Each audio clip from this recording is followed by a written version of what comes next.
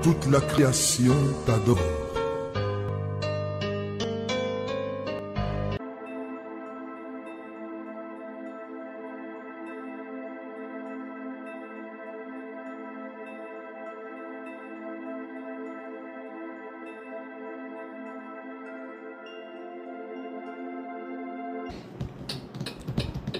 Vous avez entendu, non?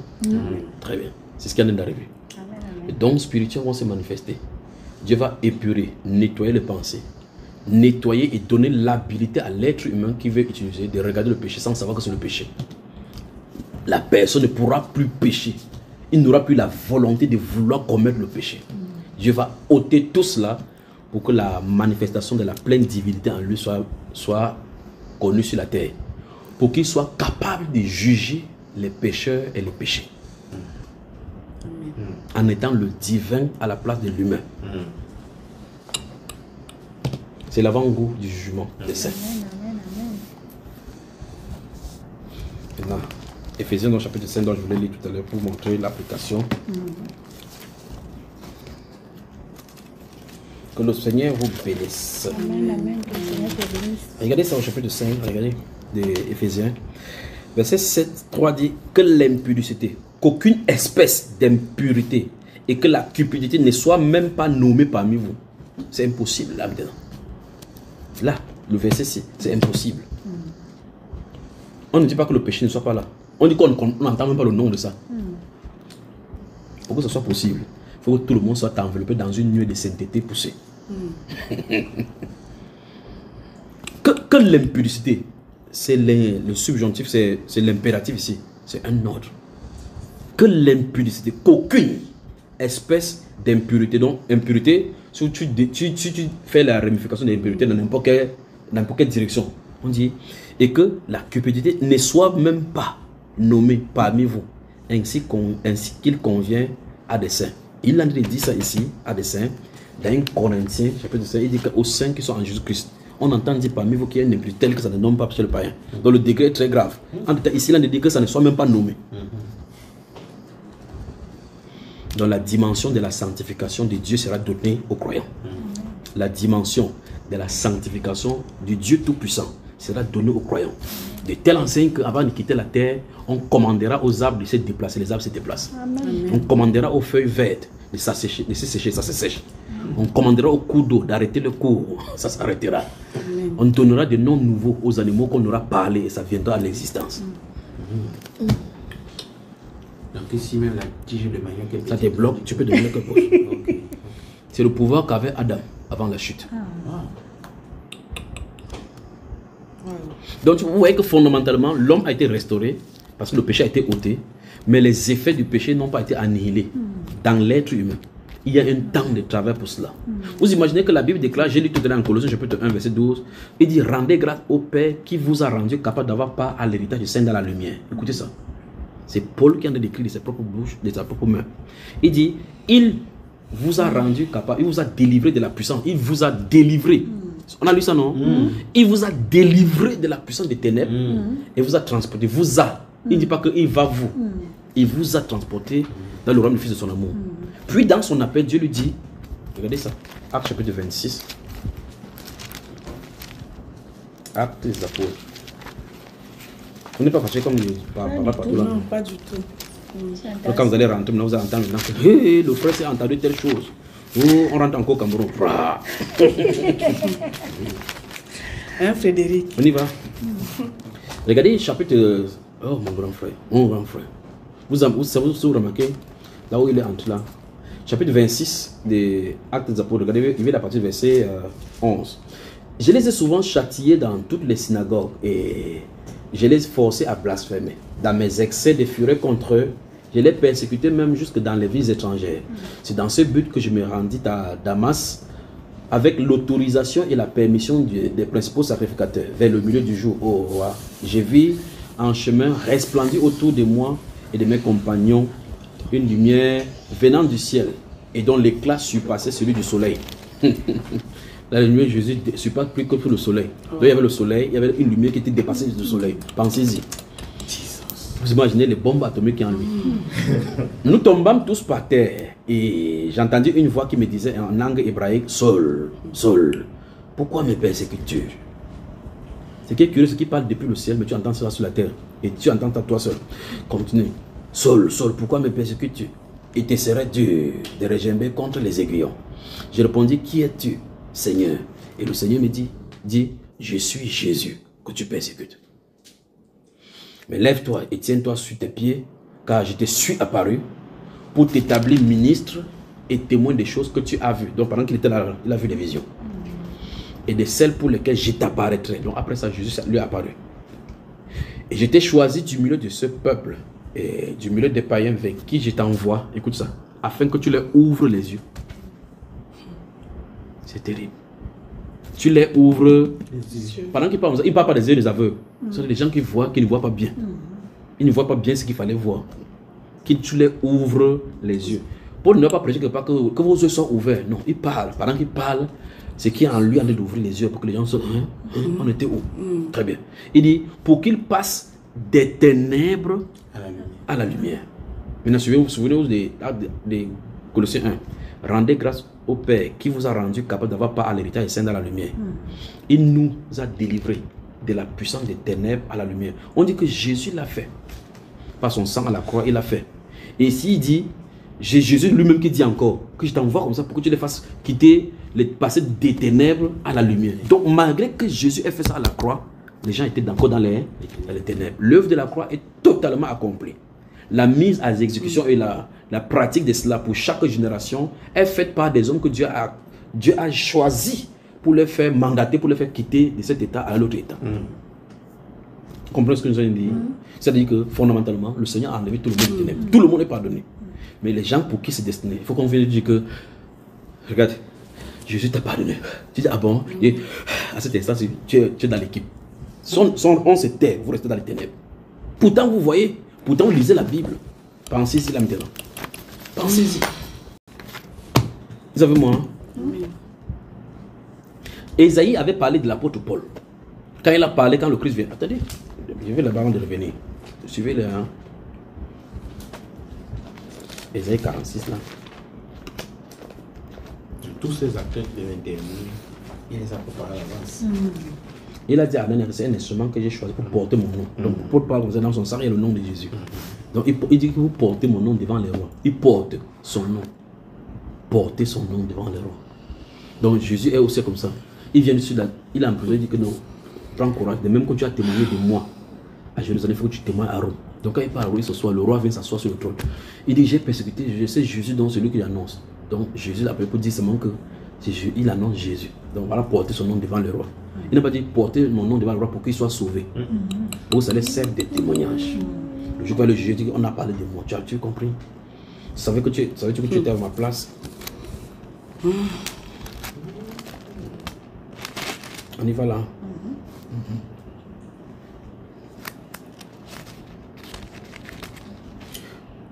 Est-ce qu'il y a quelque chose pour me noter les versets que j'en ai parlé?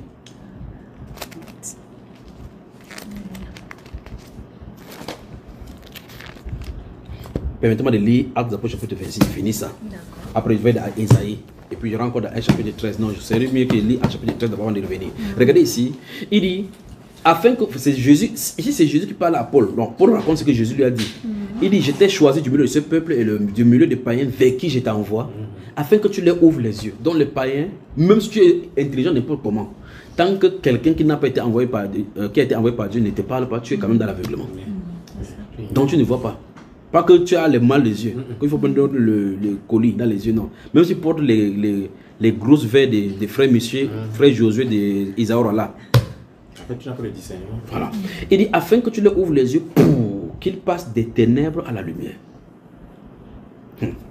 Et de la puissance de Satan à Dieu.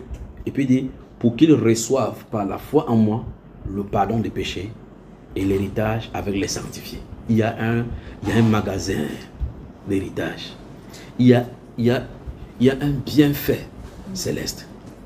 Il y a un bienfait d'en haut. Il y a un endroit équipé pour nous que le Père a promis depuis longtemps. Mais il faut que quelqu'un te place sous l'autorité du sang de Jésus. On ne se place pas sous l'autorité sans des juges. Quelqu'un doit être envoyé pour prêcher, pour que la sanctification de l'esprit vienne sur toi. Si ce n'est pas ça, tout ce que tu fais, c'est fausse doctrine.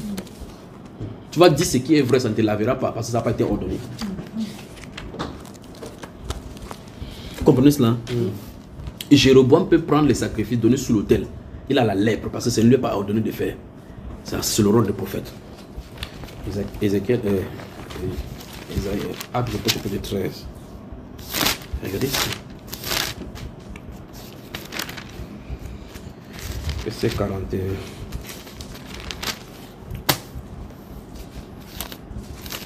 Donc l'apôtre Paul va aller chez les Juifs, là, dans le contrée des Juifs là-bas. À partir du verset 42, la Bible déclare dans Actes des Apôtres chapitre 13, je vais lire le verset 42, puis j'écris ici pour Esaïe. D'accord? On y va. Hein?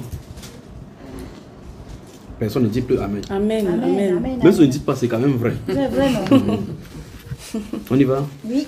Lorsqu'ils sortirent, on les pria de parler le sabbat suivant sur les mêmes choses. Et à l'issue de l'assemblée, beaucoup de Juifs et des prosélytes pieux suivirent Paul et Barnabas, qui s'entretinrent avec eux et les exhortaient à rester attachés à la grâce de Dieu.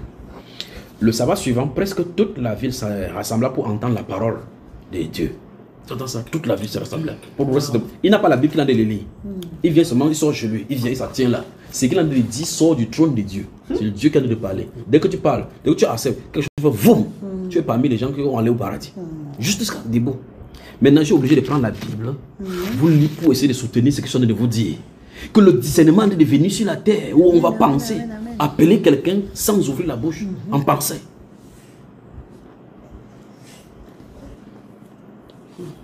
Et j'essaie tant bien que mal de vous montrer ça des Saintes Écritures, que l'étape qu'on va trouver là-bas. Verset 45. Les Juifs, voyant la foule, furent remplis de jalousie. Ils disent non, quand on prêche ici, on n'a pas souvent les gens comme ça. Pourquoi les gens viennent dans son réunion? Et ils s'opposaient à ce que disait Paul en le contredisant et en l'injuriant. Paul et Barnabas leur dit avec assurance, écoutez, c'est à vous, premièrement, que la parole de Dieu devait être annoncée. Mais puisque vous la repoussez, donc il dit clairement ce qu'ils annonçaient, c'était la parole de Dieu. Ce qui sortait. Dans le chapitre 18 ici, Paul, on voulait le tuer à Corinthe. Dieu, il voulait fuir pour partir. Le Seigneur dit, reste dans la ville, j'ai un peuple nombreux, parle. Donc il dit, parle. Personne ne te mettra la main dessus. Paul a dit, ah bon, oui. Il dit, Jésus que je vous annonce, c'est lui qui est le salut. C'est tout ce qu'il devait parler. Il dit, parle car j'ai un peuple nombreux.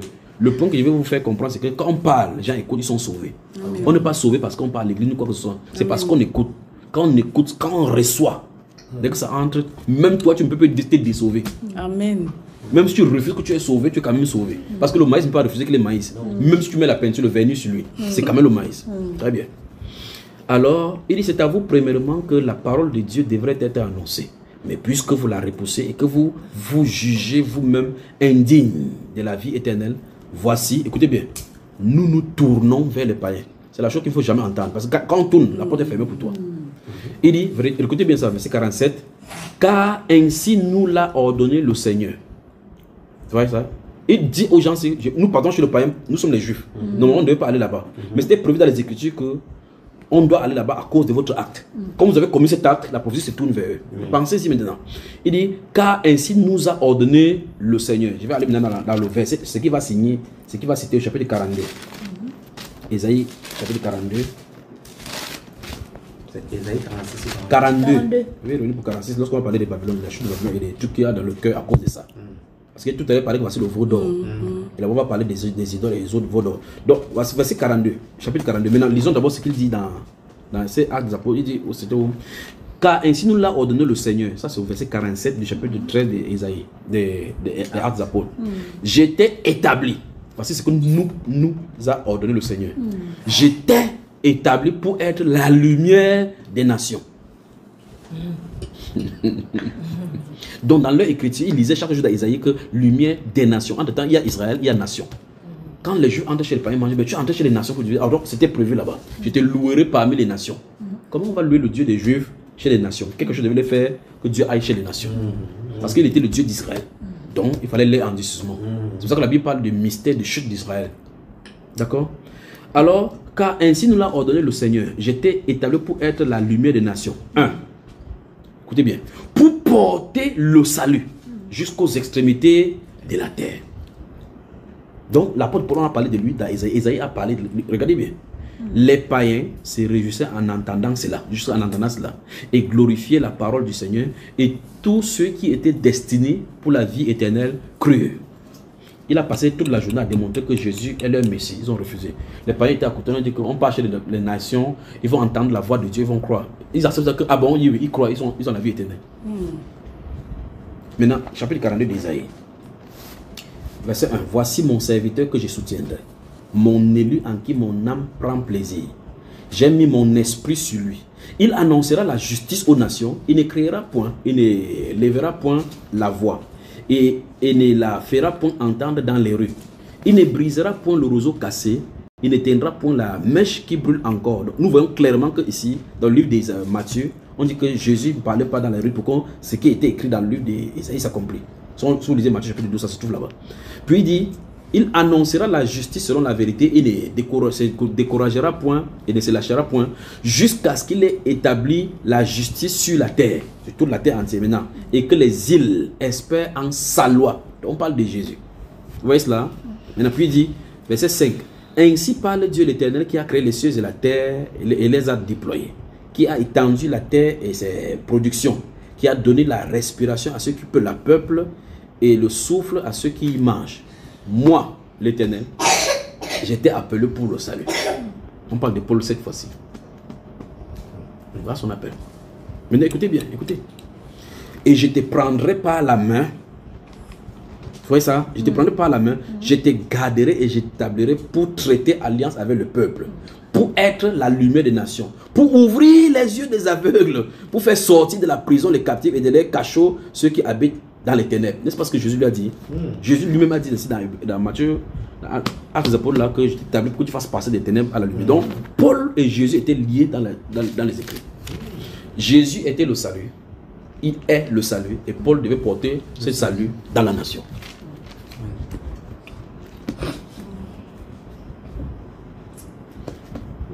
Amen.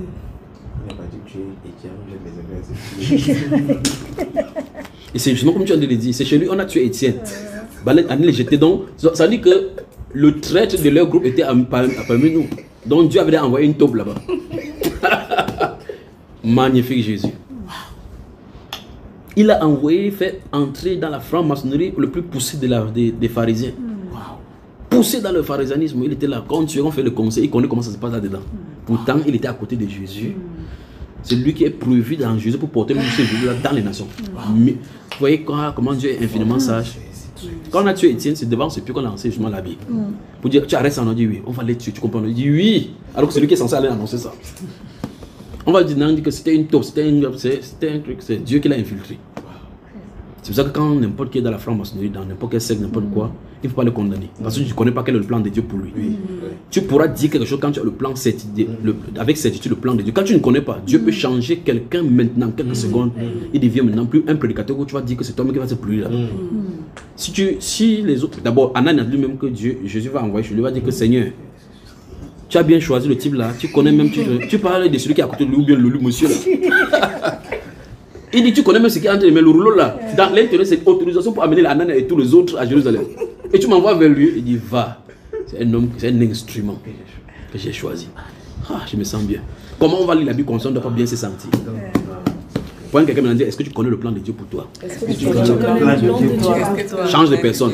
Est-ce que tu connais le plan de Dieu pour toi? Si tu connaissais le plan de Dieu pour toi, Si tu connaissais le plan de Dieu pour tu toi, ne t'inquiéterais pas Tu t'inquiéterais pas de ce que l'on dit de toi, de ce que l'on dit de toi, de ce que le Seigneur dit de toi. de ce que le Seigneur dit de toi. Tu dois t'intéresser à ce que le Seigneur dit de toi. Tu dois t'intéresser à ce que le Seigneur dit de toi. C'est ça le plus important. c'est ça le plus important. Alors vous pensez quand Paul passait, comment les autres qui travaillent avec lui faisaient? D'un côté, chez les pharisiens, on va dire que fingon, traître. Du côté des chrétiens, qu'on ne le connaît pas encore, dire tueur. Tueur. C'est un infiltré. C'est sûr qu'on a infiltré. Donc, dans les deux cas, il a des problèmes. Assurément. Assurément. Voilà notre Seigneur. Alors le point c'est, il devait les faire passer des ténèbres à la lumière. Pourtant Jésus avait accompli ça à la croix. Vous voyez ça? Jésus a réglé le problème des ténèbres à la croix. Dans ce même Colossiens, on dit qu'il a dépouillé, écoutez bien, il a dépouillé les dominations et les autorités et les a publiquement livrés en spectacle. Je viens de vous dire dans la vision que les puissants des ténèbres que j'ai vu là-bas en haut, ceux-là, c'était une de catégories, ils ne sont pas encore la catégorie les plus méchants. Il y a les dominations, il y a les autorités, les principautés. Mais les plus dangereux, qui sont plus proches de nous, c'est les plus méchants. Les méchants dans les lieux célestes. Et j'ai dit ceci, les Saintes Écritures démontrent que Christ les a dépouillés. Mais regarde les puissances, on dit qu'il les a dépouillés. Après il dit maintenant, tenez avoir la vérité pour Saint Dieu, car nous n'avons pas à lutter contre la chair, mais contre les dominations. C'est eux qui disent ça. Donc, comme on a dépouillé quelqu'un, nous avons encore lutté contre eux. Donc dans le dépouillement, il y a le droit. Et ce droit-là est révélé à quiconque appartient au camp du droit du Seigneur. De tel enseigne, quand il te donne ton droit, tu connais exactement que cette catégorie-ci, spontanément.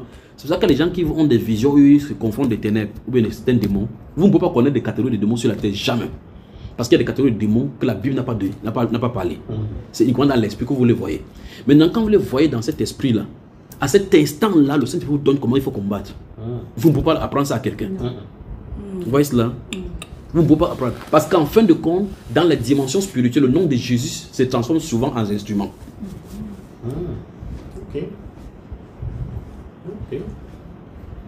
Le nom de Jésus se transforme en instrument. Souvent même ton propre corps peut se transformer littéralement en instrument. Ta main. Vous allez voir, quelqu'un va dire que j'ai rêvé. Et puis tant de combat, je ne sais pas où un bâton est sorti. Bon, c'est un bâton que tu vas tuer un être avec. Un bâton, mais quand tu vois, tu crois que c'est le bâton. Et puis un temps, je me suis dit, et puis j'ai seulement levé la main. Je ne sais pas pourquoi, je ne sais pas, tu ne sauras jamais pourquoi. Je ne sais pas pourquoi il levé la main. Une lumière est sortie. Donc, cette catégorie, c'est la lumière qui va le combattre. Mais imagine, on dit que tu vois les démons, tu cherches au nom de Jésus. Il y a des démons dans la catégorie, tu prononces le nom de Jésus là-bas. C'est sous le soleil que ça fonctionne. Tu fais au nom de Jésus par connaissance, au nom de Jésus par connaissance. Là-bas, la dimension du nom de Jésus résonne dans tout l'univers. La dimension du nom de Jésus n'est pas, ça ne résonne pas à cause de prononciation. Tout l'univers respire la crainte du nom du Seigneur. Tout l'univers. C'est sur la terre que Satan a mis la désobéissance dans le cœur humain. Au point où on ne voit pas son œuvre agencée. Là-bas, il craint le nom de Jésus. C'est quand tu viens en tant que croyant sur la terre, étant... Pourquoi ils sont dit même ces choses-là? Quand tu viens, tu entres dans cette dimension-là. Sur toi est écrit le nom de Jésus. On connaît qui tu es sans que tu ne saches qui tu es. Donc quand il te voit comme ça, il sait que voici un de Jésus. Amen.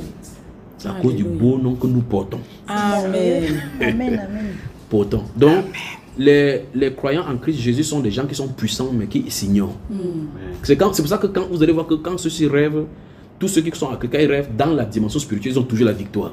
Dieu montre seulement que vous avez des victoires sur ces gens-là. Mais sur la terre, la réalité physique, tu regardes comme ça, l'animal de tête te tape jusqu'à tu dis hey. Dans la réalité physique, vous verrez Satan avoir la puissance. Satan a la puissance dans la chair, mais dans l'esprit, en Christ, vous avez vaincu. Dépouillé. Donc, il a dépouillé les dominations et les autorités. Il les a publiquement livrés en spectacle. Donc, il reste à l'église de manifester. Maintenant, je peux avancer maintenant. Amen. Donc, on dit dans ces Colossiens chapitre 1, donc, qui est la tête du corps. Donc, c'est Christ qui réfléchit en nous. Moi, ça me va. Hein. Ça Ça me va très bien. Il est la tête du corps de l'église. L'église qui est son corps. La plénitude de celui qui remplit tout en tous. Donc en réalité, on est comme ça, notre tête est dans le ciel. Donc on agit ici selon une pensée céleste. Dieu veut donc communiquer donc les possibilités qu'il a en tant que créateur dans la créature. Vous voulez qu'on voit quelque chose? Amen. Très bien. En Pierre. Un verre à Pierre. Vous imaginez que ce qui a devenu la personne propre mentir. Tu ne peux pas venir chez quelqu'un, tu as 20 000. Bah oui, mon frère, je n'ai que 10 000. Tu ne peux plus dire. Génial. Ça arrive vite. Ça va commencer avec les prophètes. Ça va commencer avec les prophètes. Dès que ça commence avec les prophètes, sachez que ça n'est d'arriver. Ah, ça. Amen. Donc, j'ai dit ceci afin que les gens... La crainte du Seigneur, le nom du Seigneur sera restauré au milieu de son peuple. Amen. Sera craint au milieu de son peuple. Où les gens entreront dans cette dimension, c'est quelqu'un manque et tombe, il meurt. Ça serait une bonne chose. Oui, C'est une bonne chose quand c'est ton fils qui meurt, tu vas voir que ça n'était pas une bonne chose. C'est son problème. Parce que les gens mentent trop. Le monde est conditionné par le mensonge. On y va. Regardez, je vais lire 1 Pierre chapitre 1. 1 Pierre chapitre 1. Ce que je suis en train de dire là, c'est dans la Bible, c'est seulement enveloppé. C'est le moment de dévoiler cela. Amen. Béni soit Dieu. Nous sommes au chapitre 1, verset 3. Béni soit Dieu, le Père de notre Seigneur Jésus-Christ qui, selon sa grande miséricorde, nous a régénérés. Nous a régénérés. Nous a fait naître de nouveau. Nous a régénérés. Donc, on est né de nouveau pour quelque chose, d'accord? Pour une espérance morte. Pour une espérance morte. Elle n'est pas née de la Bible. Elle est en train de noter. Ah, je crois qu'elle suivait la Bible. Pour une espérance vivante. Donc la nouvelle naissance, c'est pour qu'on commence à expérimenter des choses vivantes. Autrement dit, il nous a régénérés pour une espérance de la vie surnaturelle. On ne naît pas de nouveau maintenant. Vous remarquez que l'histoire de la religion, c'est que quand on chante les musiques qui sont dormantes, on dit c'est les musiques du deuil. Au point où on a réglé les musiques dites chrétiennes pour les musiques du deuil. Quand je chante purifie mon cœur, tu vois, chacun met la même sanctifie. On dit pourquoi tu mets la musique du deuil. Donc on a relégué les musiques des louanges du Seigneur au niveau du deuil. La vie normale de ceux qui croient au Seigneur Jésus, des disciples du Seigneur Jésus, c'est la vie surnaturelle. Donc c'est le Dieu surnaturel qui marche dans le naturel pour prononcer la divinité dans l'humanité. Et cela étant, ça montre qu'en réalité, on a mal enseigné les gens. Quand tu vois des gens aller à l'église dans le temps, on dit que non, c'est quand tu as raté ta vie que tu parles là-bas. Pourtant, la Bible déclare que l'expression de nos vies doit plutôt attirer les gens là-bas pour qu'ils portent le regard sur nous. Pourquoi? Parce qu'on a conditionné les gens plutôt dans la religion et non dans l'espérance vivante de la foi, véritablement. La foi, véritablement, quand tu as la foi, la Bible déclare dans Actes des Apôtres chapitre 4 que les autres peuples n'osaient pas s'approcher d'eux parce qu'une grande grâce les couvrait, il n'y avait point d'indigents. L'Église n'avait rien à désirer du monde. La chose est tombée si bas lorsque l'Église a commencé à se plier sous l'autorité de la politique et fait introduire le monde au milieu de l'Église. Vous imaginez Paul en train d'aller quelque part. Ses dimensions étaient des rois. Lui, c'est ce qu'il prêche devant le roi. Il dit que tu vas venir, tu veux me convertir. Pas vrai? Tu demandes quelqu'un, un roi, qu'il est en prison. Pourquoi il dit bon, mais je ne sais pas, depuis un an il est ici. Si ça dépendait de moi, il devait laisser ici. Il croit que c'est lui qui est en train de laisser. C'est Jésus qui l'a mis prisonnier. Pour qu'il reste là-bas, pour qu'il chaque fois, il est obligé d'entendre le nom de Jésus. Regardez ça. Maintenant, écoutez, il dit pour une espérance quoi, vivante, par la résurrection de Jésus-Christ d'entre les morts. Il dit pour un héritage. Donc, si tu es régénéré, si tu es né de nouveau, il y a un héritage pour toi. Nous sommes là pour distribuer les héritages. Désolé. Amen. Les héritages emprisonnés. Amen. Et il y en a 3 personnes sur la terre-ci qui vont recevoir quelque chose à cause de moi d'abord. Amen. Vous qui doivent savoir, ces personnes doivent savoir. Les personnes là savent de qui je suis conscient. Chaque personne est consciente. C'est bazar. C'est ça. J'ai prêché sur ça, ma femme ne veut plus manger. Aïe. On y va. Regardez, il dit, verset 4, pour un héritage qui ne peut ni se corrompre, ni se souiller, ni flétrir, lequel vous est réservé dans les cieux. Pensez-y. Si tu es né de nouveau, il y a quelque chose qui vous attire. Vous attend. Et dans Actes des Apôtres chapitre 26, nous avons lu dans la fin du verset concernant l'apôtre Paul, il dit, pour qu'il reçoive par la foi en moi le pardon des péchés et l'héritage avec les sanctifiés. Dans Éphésiens, il dit, afin que vous compreniez quelle est la dimension ici, et l'héritage qui s'attache à l'appel. Savez-vous que si c'est possible, Dieu vous montre ce que vous avez sur la terre, au ciel là-bas, vous allez dire, Seigneur, dans 2 minutes, je ne vais plus être sur cette terre-ci. Parce que vous savez qu'à quel moment quelque chose peut vous déchoir ici pour que vous n'allez pas se. C'est pour ça que le Seigneur veut qu'on n'entre pas à la foi. Mais nous sommes là pour vous dire, vous avez une espérance. Jésus lui-même de sa propre bouche a dit, il y a plusieurs demeures dans la maison de mon Père. Et cela n'était pas, je vous l'aurais dit. Je m'en vais vous préparer une place. Et quand je m'en serai allé, que je vous aurai préparé une place, je reviendrai. Le Seigneur dit qu'il revient, non? Il ne revient pas seulement parce que le catholique dit qu'il reviendra, je reviens un moment. Ça, c'est leur problème. Il revient d'abord prendre le sanctifier. Donc le Dieu vivant et le mort ne sera plus parmi eux là-bas. Il dit, et afin que là où je suis, vous y soyez. Point quelqu'un dit que tu as un héritage. Dis encore, tu as un héritage. Tu as une portion dans le ciel. Tu as une portion dans le ciel. Peut-être tu es en location sur la terre. Peut-être tu es en location sur la terre. Ne crains pas. Ne crains pas. À l'Éternel la terre et tout ce qu'elle renferme. À l'Éternel la terre et tout ce qu'elle renferme. Mais il a une grande part pour toi dans le ciel. Mais il a une grande part pour toi dans le ciel. Ne crains point. Ne crains point. Tout ce que tu vois est éphémère. Tout ce que tu vois est éphémère. Ton espérance ne peut pas passer. Ton espérance ne peut pas passer. Absolument. Il a dit ici que pour un héritage qui ne peut ni se corrompre, ni se souiller, ni flétrir, il dit lequel vous est réservé dans les cieux. C'est pour ça qu'Abraham avait refusé d'aller construire sur le territoire d'Israël. Quand il a vu ça, il a salué Dieu, il a dit que ceci, je ne veux pas ça. Allons-y de l'autre côté. Il est allé, il est devenu le père de l'héritage qui s'obtient par la foi. Le Saint d'Abraham. Continuez ici, il dit, vous, à vous, qui par la puissance de Dieu est gardé par la foi pour le salut prêt à être révélé dans les derniers temps. Vous entendez ça? Regardez ça. Il parle ça à ceux qui sont gardés par la puissance de Dieu dans la foi pour le salut prêt à être révélé dans les derniers temps. Pierre savait que ça ne les concernait pas. Ça doit être dans les endroits où ça doit proche, que le temps va finir. C'est pour eux. Et il dit que c'est une révélation à venir. C'est là ce qui fait votre joie. Quoique maintenant, puisqu'il le faut, il le faut, que vous soyez attristés pour un peu de temps par diverses épreuves, afin que l'épreuve de votre foi, plus précieuse que l'or périssable, qui cependant est éprouvée par le feu, ait pour résultat la louange, la gloire et l'honneur lorsque Jésus-Christ apparaîtra. Lui que vous aimez sans l'avoir vu, en qui vous croyez sans le voir encore, vous réjouissant d'une joie ineffable et glorieuse, parce que vous obtiendrez le salut de votre âme pour prix de votre foi. Amen. Les prophètes qui ont prophétisé, suivez ça, les prophètes qui ont prophétisé touchant la grâce, celui-ci en est décrit, il est sous la grâce. Il dit les prophètes qui ont prophétisé touchant la grâce qui vous... Il fait comme si ça ne le concerne pas. Qui vous était réservé, ont fait de ces saluts l'objet de leur recherche et leur investigation. Quand les gens font les recherches sur le Kinimas ici, sur les dates des fesses, tout ça, eux, ils faisaient pas sur la grâce, sur les chauves-souris pour regarder le Kinimas. Ici, voulant sonder l'époque, écoutez bien ceci, voulant sonder l'époque et les circonstances marquées par l'esprit de Christ qui était en eux. Donc l'esprit qui était en eux disait, il y a un temps de gloire que l'humanité va revêtir la divinité.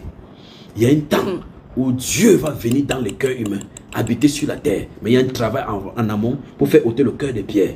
Les prophètes ont dit, quoi? Comment ça va se passer, Père? Comment ça va se passer? Seigneur, est-ce qu'il peut mourir maintenant pour naître à cette époque? Ça ne te concerne pas. On dit les prophètes qui ont prophétisé touchant à la grâce qui vous est réservée. On fait de ces... Donc c'était l'objet de leur recherche, de leur méditation quotidienne. Et la Bible déclare, il leur fut révélé que ce n'était pas pour eux-mêmes, mais pour vous. Il ne dit pas pour nous. Écoutez bien, pour nous. Il dit pour vous, qu'ils étaient les dispensateurs de ces choses. Ça dit qu'on dit écrit. À Daniel a dit, lui-même il a écrit, il a dit à l'ange qui lui parlait, il a dit que mon Seigneur, je ne comprends pas. Il dit ça ne te concerne pas. Écrit seul, c'est pour les portes de la fin. Ils liront, la connaissance augmentera. Maintenant on va arriver, on va sortir par Daniel pour que vous voyez de quoi les questions. Que Daniel a parlé de l'époque de Noé et de l'autre là. Il a fut révélé que ce n'était pas pour eux-mêmes, mais pour vous, qu'ils étaient les dispensateurs de ces choses que vous ont annoncées maintenant. Donc Paul, il parle de que les apôtres, les prophètes ont parlé, que écoutez bien ça. Pierre était à marcher physiquement avec Jésus. Il a dit que les prophètes d'antan ont parlé de l'époque qui concerne l'époque de la fin. Et ils avaient fait l'objet de salut ça. Il dit que ce n'est pas pour eux, mais pour vous. Il ne dit pas pour nous. Pourquoi il se retire? Parce que ce n'était pas de leur époque que ça va se manifester. Il dit, il leur fut révélé que ce n'était pas pour eux-mêmes, mais pour vous. Qu'ils étaient, ils étaient seulement des dispensateurs de ces choses que vous ont annoncées maintenant. Donc les choses qu'on annonce maintenant a été annoncées, c'est pour vous. L'époque de la fin. Ceux qui ont prêché l'évangile par le Saint-Esprit envoyé du ciel et dans lequel les anges eux-mêmes désirent plonger leur regard. Ils prêchent juste la pensée de Dieu. Les anges sont là pour regarder. Imaginez ce qui est en train d'arriver. Donc tu seras là, assis. Un ange sera là, dans l'invisible. Tu seras en train de causer avec les anges. Sans que personne ne sache de quoi il est question. Oh, chapitre 2. 2 Pierre, chapitre 1. Regardez ça. N'est-ce pas? Peut-être je suis fou, non? Non. En bas seulement. Oui, de Dieu. Regardez. 2 Pierre, chapitre 1 encore. Je vais lire à partir du verset 3 toujours. Donc tout à l'heure, j'ai lu 1 Pierre, chapitre 1, verset 3 et suivant. Maintenant, 2 Pierre, chapitre 1, verset 3. Après ça, je passe dans le livre de Daniel et puis je conclue rapidement. Parce que si on continue comme ça, on va dormir ici. Mais souvenez-vous de l'oracle.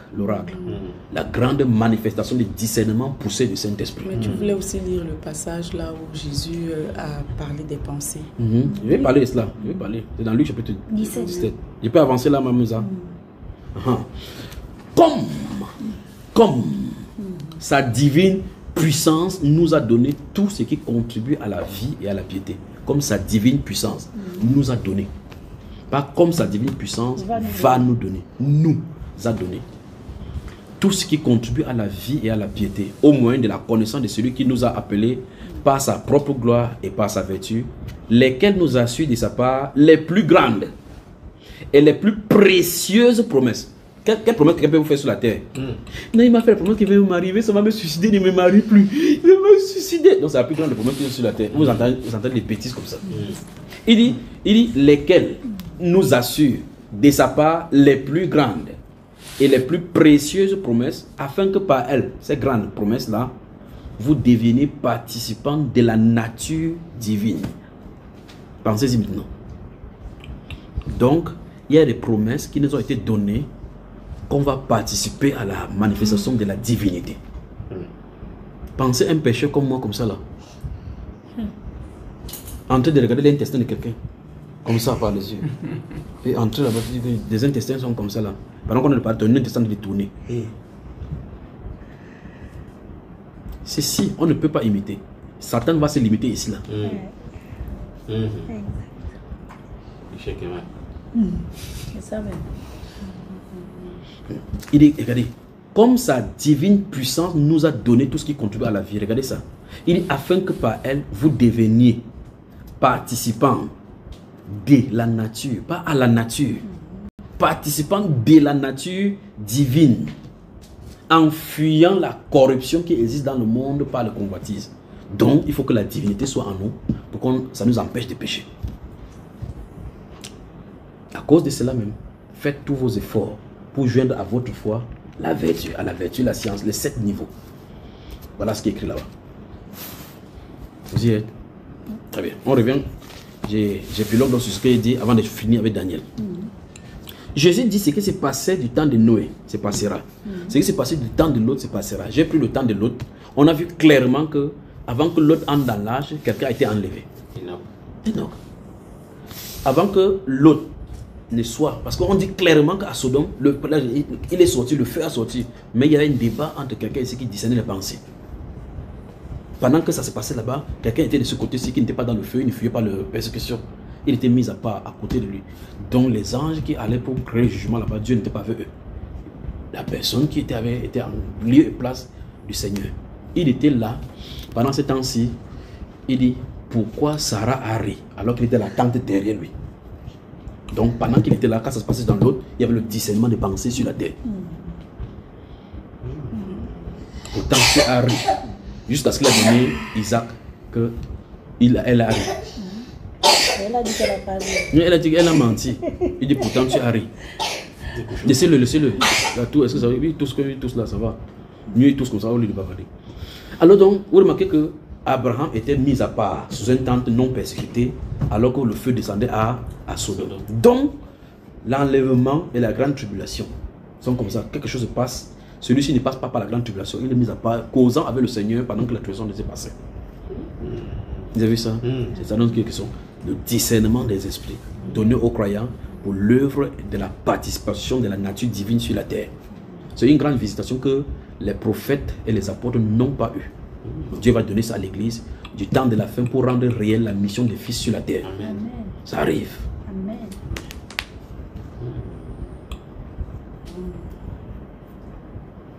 C'est lui qui le fera. Personne ne peut imiter ceci.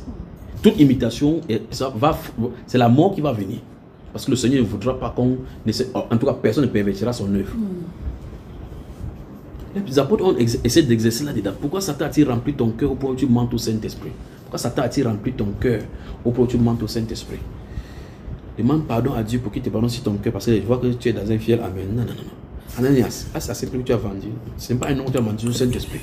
En entendant cela, il est tombé, expié, il est mort. Vous pensez ça? Ça sera grave. Permettez-moi de lire quelque chose.